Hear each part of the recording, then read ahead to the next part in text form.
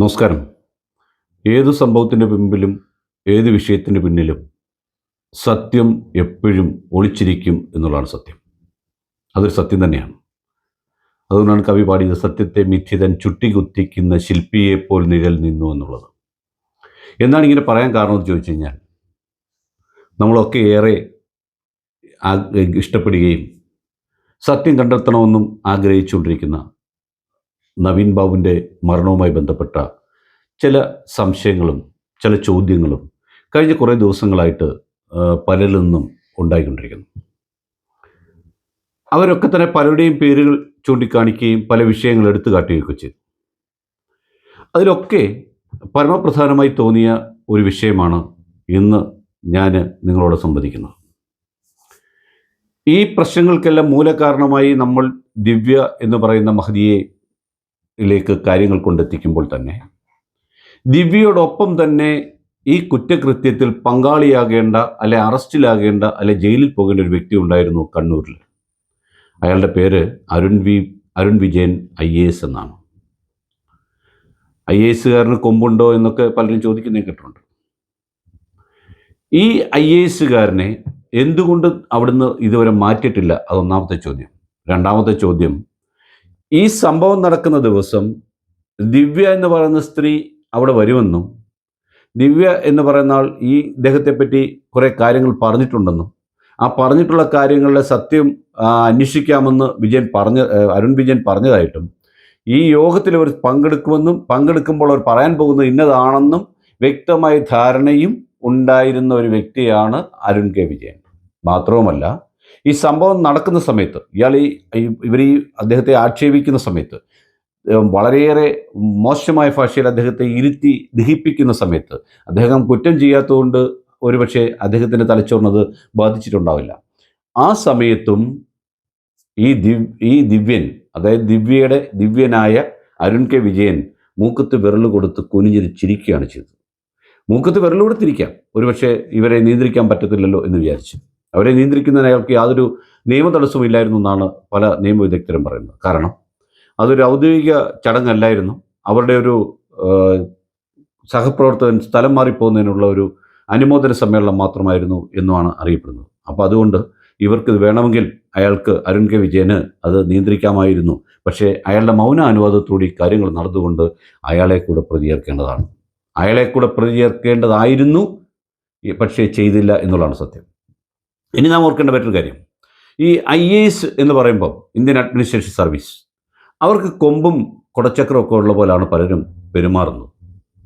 കാരണം IASന് പഠിക്കുന്നതിനേക്കാൾ കൂടുതൽ സമയം പഠിക്കുകയും ഗവേഷണം നടത്തുകയും 5-6 വിഷയങ്ങളിൽ ഡോക്ടറേറ്റ് നേടുകയും ചെയ്യുന്ന എത്രയോ ആൾക്കാർ നമ്മുടെ നാട്ടിലുണ്ട്. മലയാളികളായിട്ടുള്ള ആൾക്കാരുണ്ട്.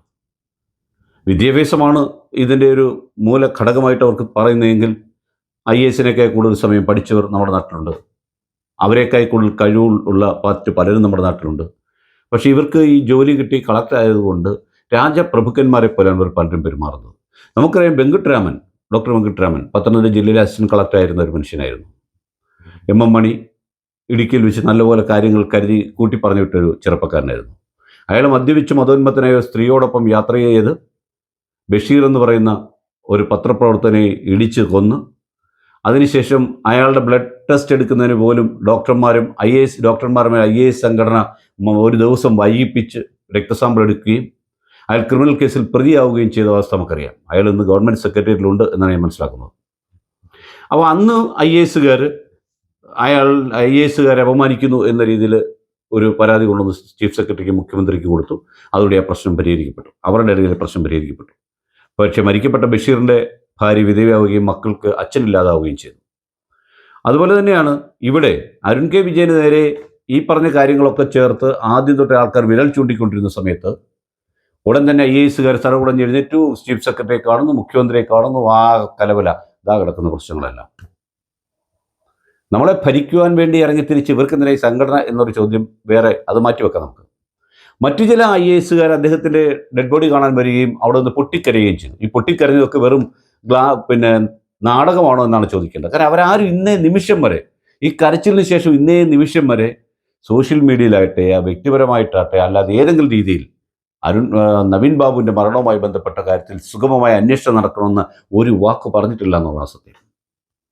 അപ്പോൾ ഈ കരച്ചിലൊക്കെ വെറും ജാടയായിരുന്നെന്നും അല്ലെ ഡ്രാമയായിരുന്നു എന്നും വേണം നമ്മൾ കരുതാൻ.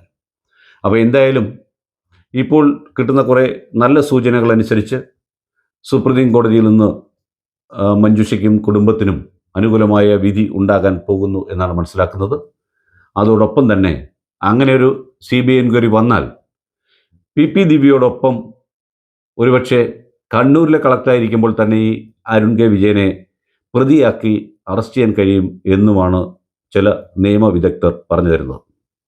അങ്ങനെ തന്നെ സംഭവിക്കട്ടെ. IASകാരാണെങ്കിലും അഴിമതി കാണിച്ചാലും ഇത്തരം വൃത്തികേടുകൾ കാണിച്ചാലും കൊലപാതകത്തിന് കൂട്ടുനിന്നാലും അല്ലെങ്കിൽ സമൂഹത്തെ നശിപ്പിക്കുന്ന പ്രവണതയായി മുമ്പോട്ട് വന്നാലും അത് തന്നെ ചെയ്യേണ്ടിയിരിക്കുന്നു. അവിടെ വീഡിയോ എടുക്കുന്നതിനുള്ള പെർമിഷൻ ഇയാൾ എന്തിനു കൊടുത്തു? ചില പൊതുപരിപാടികൾ പങ്കെടുക്കുമ്പോൾ ചാനലുകാരെയൊക്കെ കാണുന്ന സമയത്ത് കളക്ടർമാരെ നിങ്ങളെ ആര് വിളിച്ചു ഇറങ്ങിപ്പോകാൻ പറയുന്നത് ഞാൻ കേട്ടിട്ടുണ്ട്. പക്ഷെ എന്തുകൊണ്ട് അയാൾ ചോദിച്ചില്ല? അപ്പോൾ ഈ കരുതിക്കൂട്ടി എല്ലാ പരിപാടിക്കും ദിവ്യയോടൊപ്പം ഈ തിരക്കഥ എഴുതിയത് ദിവ്യ എഴുതി ഇദ്ദേഹം അതിനകത്ത് വേണ്ട തെറ്റുകുറ്റങ്ങളൊക്കെ മാറ്റി കറക്റ്റ് ചെയ്ത് കൊടുത്തത് അരുൺ കെ വിജയനാണ്. അതുകൊണ്ട് നമുക്ക് സമാധാനിക്കാം. അരുൺ കെ വിജയൻ ഈ കേസിൽ പ്രതിയായിട്ട് നമ്മുടെ മുമ്പിൽ വരുന്ന ദിവസം നമുക്ക് കാത്തിരിക്കാം. നന്ദി, നമസ്കാരം.